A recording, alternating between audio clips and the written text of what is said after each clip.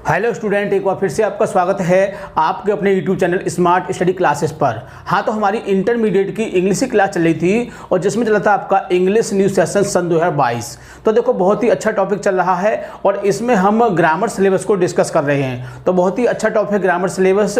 और इस समय जो टॉपिक चल रहा है आपका, वो चल रहा है तीसरा टॉपिक, सिंथेसिस। क्या है? सिंथेसिस बहुत ही अच्छा टॉपिक है और इसके अंदर तीन चीज़ों को डिस्कस किया जाता है। कौन सी तीन चीज़ें हैं वो? जिसमें पहला है आपका सिंपल सेंटेंस, दूसरा है आपका कंपाउंड और तीसरा है कॉम्प्लेक्स सेंटेंस। तो इस तरह से एग्जाम में एक तो सिंपल सेंटेंस का सेंटेंस दिया होगा और दूसरा आपका कंपाउंड और कॉम्प्लेक्स में से एक वाक्य दिया होगा। तो इन दोनों में से आपको किसी एक वाक्य को ही चेंज करना होगा। तो इसमें क्या होता है कि एक साथ दो या दो से अधिक वाक्य दिए होते हैं और जिनको मिलाकर एक हम सिंपल सेंटेंस या फिर कंपाउंड सेंटेंस या फिर कॉम्प्लेक्स सेंटेंस बनाते हैं। तो बहुत ही अच्छा टॉपिक है और इस समय जो टॉपिक चल रहा है वो आपका पहला ही टॉपिक चल रहा है, सिंपल सेंटेंस, यानी कि दो या दो से अधिक वाक्यों को मिलाकर एक सिंपल सेंटेंस बनाना। तो देखो, पिछली वीडियो में हमने आपको बताया था कि सिंपल करने के मुख्य रूप से 8 तरीके होते हैं। कितने होते हैं? 8 तरीके, जिनके माध्यम से आप सिंपल बहुत ही आसानी से कर सकते हैं। तो देखो, इसके दो टॉपिक हम समाप्त कर चुके हैं, जिसमें पहला टॉपिक था पार्टिसिपल द्वारा सिंपल बनाना, दूसरा था इन्फिनेटिव द्वारा। और आज हम इसका तीसरा टॉपिक डिस्कस करेंगे, नाउन या फ्रेज द्वारा सिंपल बनाना। तो किस तरह से नाउन या फ्रेज द्वारा सिंपल बना सकते हैं, इसको बड़े ध्यान से समझना है। तो देखो, मैंने आपको पहले बताया था कि ये चीज़ किस पर रूल पर डिपेंड होती है, लेकिन यदि बुक में देखा जाए तो इसका कोई भी रूल नहीं है, यानी बुक में कोई भी रूल नहीं है। लेकिन हम आपको समझाने की दृष्टि से इसके कुछ रूल्स बनाए हैं जिनको आपको बड़े ध्यान से समझना है। यदि आपने इन रूलों को बड़े ध्यान से समझ लिया तो मैं गारंटी देता हूं कि आपका ये क्वेश्चन गलत नहीं हो सकता है, बिल्कुल सही होगा। यानी कि वैसे तो एग्जाम में सिर्फ यही आएगा कि किसी एक वाक्य को सिंपल सेंटेंस में बदलिए, यानी कि आपसे कोई कंडीशन नहीं दी होगी उसमें। यानी ये नहीं कहेगा कि नाउन क्लॉज से बनाइए या फिर एडजेक्टिव से बनाइए या कंजक्शन से बनाइए, पार्टिसिपल से बनाइए, ऐसा कुछ नहीं। वो आपसे यही कहेगा कि सिंपल सेंटेंस में इसको चेंज करिए। तो आपका जो रूल इसमें फिट बैठता है आप उससे उसे सिंपल बना सकते हैं। तो बहुत ही आसानी से इसको कर सकते हैं, ठीक है। तो जो विद्यार्थी चैनल पर नए हैं वो चैनल को सब्सक्राइब कर लें, बेल आइकन प्रेस कर लें, ताकि आगे आने वाली वीडियो का नोटिफिकेशन आपको आसानी से प्राप्त हो सके, ठीक है। तो ज़्यादा समय ना वेस्ट करते हुए चलते हैं अपने टॉपिक की ओर।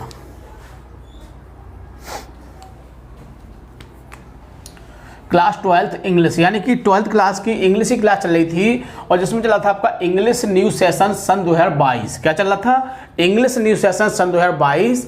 और इसमें हम ग्रामर सिलेबस को डिस्कस कर रहे थे। किसको? Grammar syllabus. और इस समय जो टॉपिक चल रहा है वो आपका चल रहा है सिंथेसिस ऑफ सेंटेंस, यानी कि वाक्यों का संश्लेषण करना। तो देखो, मैंने अभी आपको बताया वाक्यों का संश्लेषण क्या होता है, यानी दो या दो से अधिक वाक्यों को मिलाकर सिंपल सेंटेंस बनाना, कंपाउंड बनाना या फिर कॉम्प्लेक्स बनाना। तो इस समय हम डिस्कस कर रहे हैं आपका जो सबसे पहला टॉपिक है आपका, टू कंबाइन टू और more simple sentence into simple sentence, यानी कि दो या दो से अधिक वाक्यों को मिलाकर एक सिंपल सेंटेंस बनाना। तो बहुत ही आसानी से कर सकते हैं और इसमें हम डिस्कस करेंगे आपका तीसरा रूल। कौन सा है? तीसरा रूल। तो तीसरा रूल है नाउन या फ्रेज द्वारा सिंपल बनाना। क्या है? नाउन या फ्रेज द्वारा सिंपल बनाना। तो आप नाउन भी समझते होंगे, फ्रेज भी समझते होंगे। नाउन क्या होता है? कोई नाम, यानी कि किसी नाम के द्वारा सिंपल बनाना, ठीक है। इतना आपके दिमाग में बात आ गई होगी। अब इसके कुछ रूल्स होते हैं, तो उनको हम रूल्स के माध्यम से आपको बताएंगे कि किस तरह से आप सिंपल कर सकते हैं। तो देख लेते हैं इसका सबसे पहला रूल। तो कह सकते हैं कि इस प्रकार के प्रश्न में भी दो अलग अलग वाक्य दिए होते हैं। तो इसमें भी दो अलग अलग वाक्य दिए होंगे, ठीक है। तो जिनका सिंपल करने के लिए,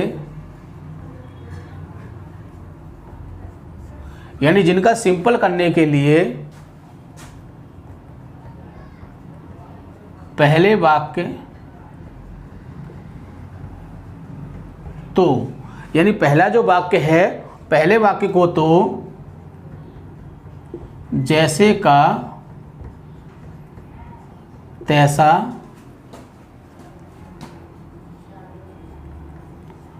उतार लेते हैं तथा दूसरे वाक्य का, मतलब कि पहला वाक्य तो आपने क्या किया, जैसा का तैसा उतार लिया, तथा दूसरे वाक्य का ऑब्जेक्ट लेकर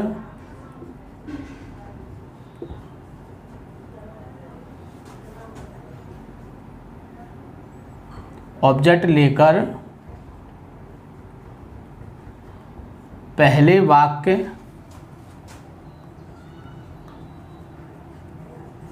के अंत में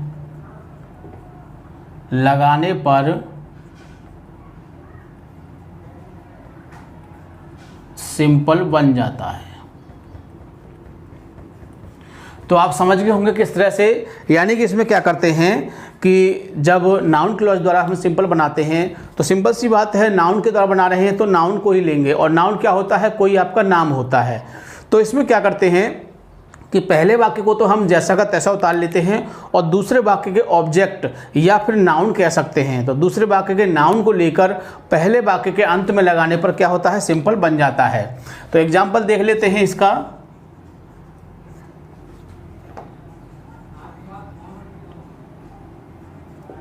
Here is my friend.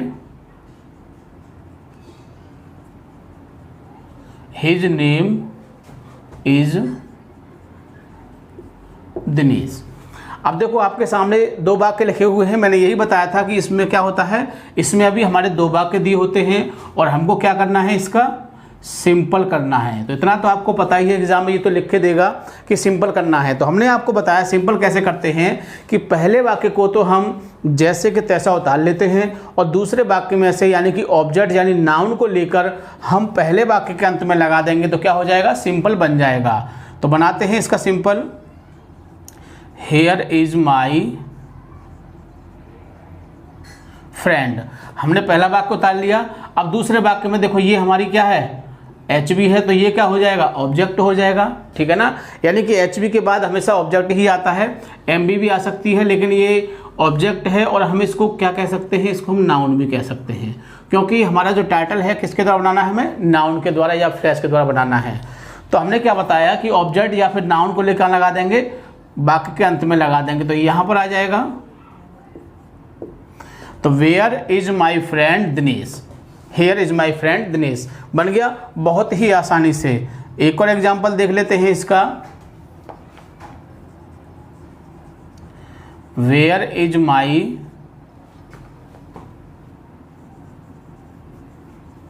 Brother, his name is Pritam. तो देखो वेयर इज माई ब्रदर, मेरा भाई कहाँ है, हिज नेम इज प्रीतम, उसका नाम प्रीतम है, ठीक है। अब देखो इसको हम बहुत ही आसानी से कर सकते हैं, वही कंडीशन है, यानी कि क्या करना है, हमें इसको सिंपल में चेंज करना है, ये बात हम आपको बता चुके हैं। और क्या करेंगे, पहले वाक्य को तो जैसा का तैसा ही उतार लेंगे, वेयर इज माई ब्रदर, यानी इसको उतार लिया सेम। और दूसरे वाक्य क्या लेंगे, ऑब्जेक्ट, हम इसको नाउन भी कह सकते हैं। तो where is my friend, where is my brother प्रीतम।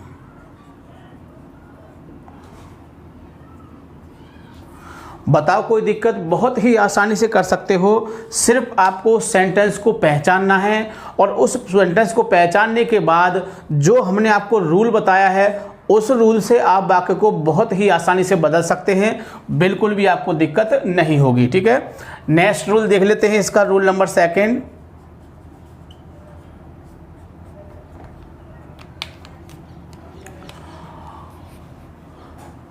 तो कह सकते हैं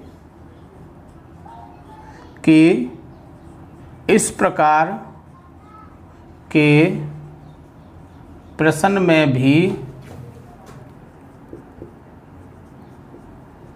दो वाक्य दिए होते हैं। इसमें भी देखो दो वाक्य दिए होंगे। अब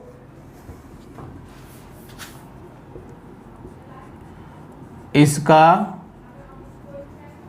सिंपल करने के लिए, यानी हमें इसको क्या करना है, सिंपल करना है। तो यदि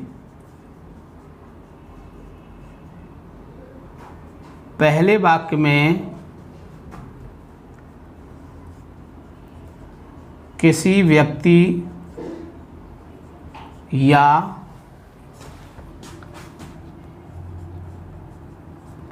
वस्तु को अन्य नामों से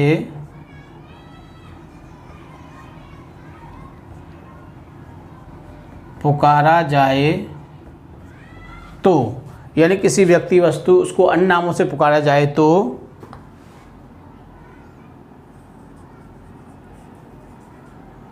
तो सिंपल करने के लिए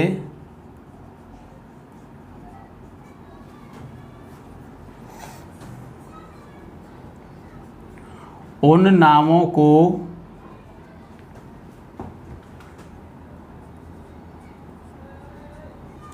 कॉमा के द्वारा जोड़ते हैं तथा दूसरे वाक्य में से वर्ब से लेकर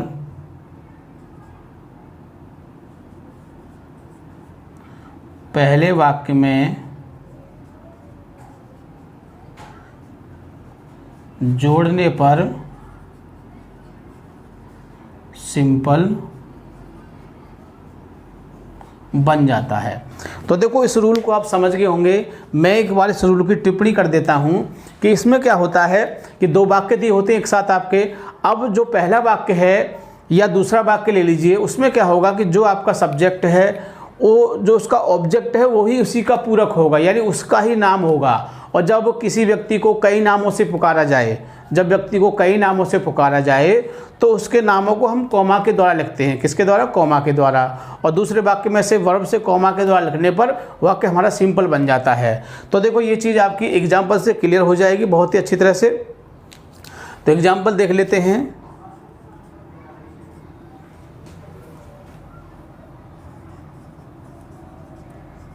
Sachin is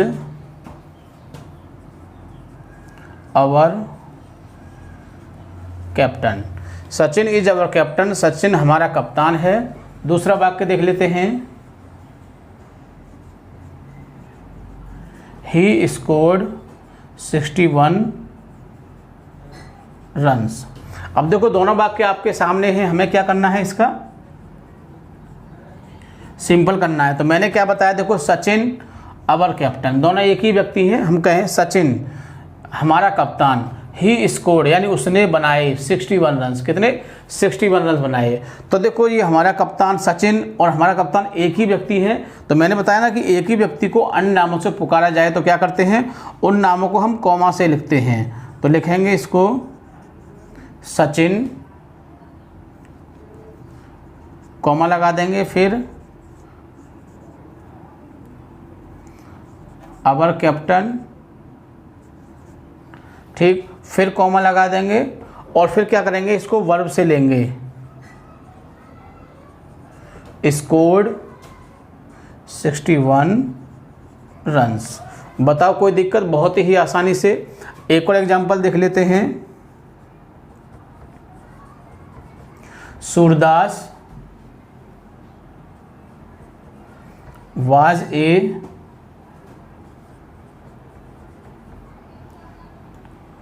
famous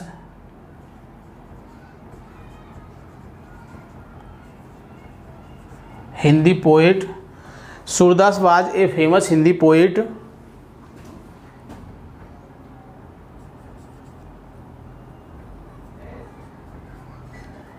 he was blind. अब देखो इसमें भी देखो Surdas was a famous Hindi poet, यानी सूरदास और प्रसिद्ध हिंदी पोएट एक ही व्यक्ति है ये।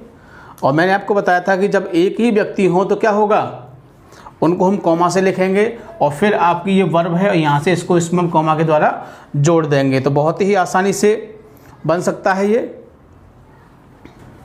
तो अब इसको बना देते हैं। देखिए यहाँ इसको बना देता हूँ मैं,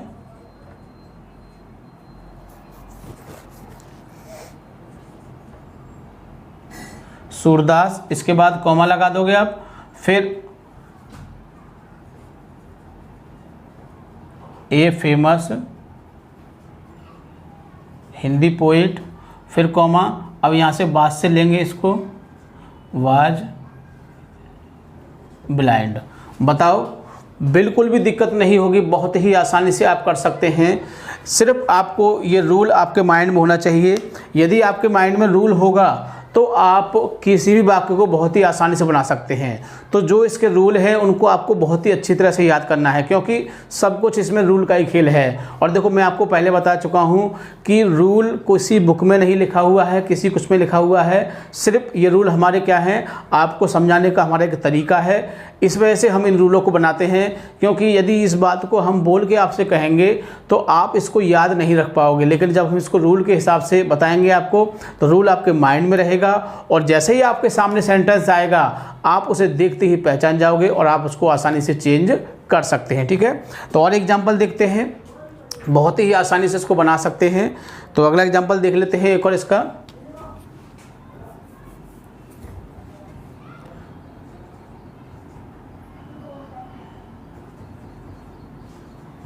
तो Columbus was an Italian, Columbus was an Italian, पहला वाक्य। दूसरा वाक्य है ही डिस्कवर्ड अमेरिका। तो देखो, Columbus was he discovered America. तो देखो इसमें क्या है, कोलंबस को लेंगे, Columbus was an Italian. Columbus एक क्या था, एक इटालियन था, एक इटली का रहने वाला था। ही डिस्कवर्ड अमेरिका, और उसने अमेरिका की खोज की। तो Columbus an Italian discovered America, हम इस तरह से इसको कर देंगे। लेकिन हम ऐसे भी कर सकते हैं, कोलंबस कौन था, डिस्कवर्ड अमेरिका, अमेरिका की खोज करने वाला, वाज एन इटालियन, जो एक इटालियन था। तो देखो मैं इसको बना देता हूँ, इसको यहाँ इसको बना देता हूँ मैं। तो देखिए,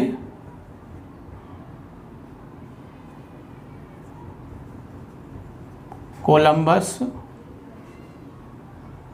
कॉमा डिस्कवर्ड, फिर कॉमा लगा दोगे, वाज एन इटालियन। बताओ, कोई दिक्कत, बहुत ही आसानी से बना सकते हैं। और एक और एग्जांपल देख लेते हैं। देखिए इसी में देख लेते हैं, Rana Pratap was the king of Mewar, यानी राणा प्रताप क्या थे, मेवाड़ के राजा थे। He was a brave warrior, वह एक महान योद्धा थे। तो इसको भी बना सकते हैं बहुत ही आसानी से। तो बनाएंगे इसको, राणा प्रताप कॉमा लगा देंगे, द किंग ऑफ मेवाड़, और यहाँ से ले लेंगे कॉमा लगा के वाज से, वाज ए ब्रेव वॉरियर। ठीक, तो बहुत ही आसानी से आप इसको बदल सकते हैं, बिल्कुल भी आपको दिक्कत नहीं होगी। सिर्फ आपको इसको रूलों को याद रखना है। तो देखो, मैंने आपको पहले बताया था कि सिंपल करने के हमारे छोटे बड़े 8 तरीके होते हैं। इन्हीं 8 तरीक़ों से आप सिंपल कर सकते हैं, बिल्कुल भी आपको दिक्कत नहीं होगी। तो किसी आपके टॉपिक में, यानी कि 8 टॉपिक जो हैं उसमें किसी में 2 रूल हैं, किसी में 3 रूल हैं, किसी में 4 रूल हैं। ठीक है, इस तरह से उनके जो रूल हैं वो बताए गए हैं। ठीक है, तो इस तरह से देखो, पिछले वाले में हमारे 3 थे, फिर उसके बाद 3 थे, फिर इसके बाद 2 हैं। तो इस तरह से टोटल जोड़ोगे तो आपके करीब 25-26 रूल बैठेंगे मेरे हिसाब से टोटल आपके। और आपको वो 25-26 रूल आपको अपने माइंड में रखते हैं, जिससे कि एग्ज़ाम में यदि वाक्य आता है तो आप उसे बहुत ही आसानी से चेंज कर सकते हैं। और एग्ज़ाम में आपसे ये वो नहीं कहेगा कि आप इसको एडजेक्टिव से बनाइए या पार्टिसिपल से बनाइए या इन्फिनेटिव या नाउन से बनाइए, ऐसा कुछ नहीं कहेगा। एग्ज़ाम में आपसे वो यही कहेगा कि वाक्य को सिंपल में बनाइए। क्या करिए, इसका सिंपल करिए। और सिंपल करने के लिए जो रूल आपको एट ए टाइम अच्छा लगे आप जिससे बदल सकते हैं, आप उसको चेंज कर सकते हैं बहुत ही आसानी से। चाहे आप पार्टिसिपल से बनाइए, इन्फिनेटिव से बनाइए, जीरेंड से बनाइए, प्रीपोजिशन से बनाइए, किसी से भी आप उसको बना सकते हैं। ठीक है, तो जितने भी रूल उनको देखो, इसमें 2 रूल हैं तो दोनों को बड़े अच्छी तरह से आपको याद करना है, बहुत ही बढ़िया तरह से, जैसे कि एग्जाम में आपको दिखाई दे और आप उसको बहुत इस तरह से चेंज करें। ठीक है, तो वीडियो को पूरा देखना है, बिल्कुल भी स्किप नहीं करना है। ठीक है, थैंक यू। जय हिंद, जय भारत।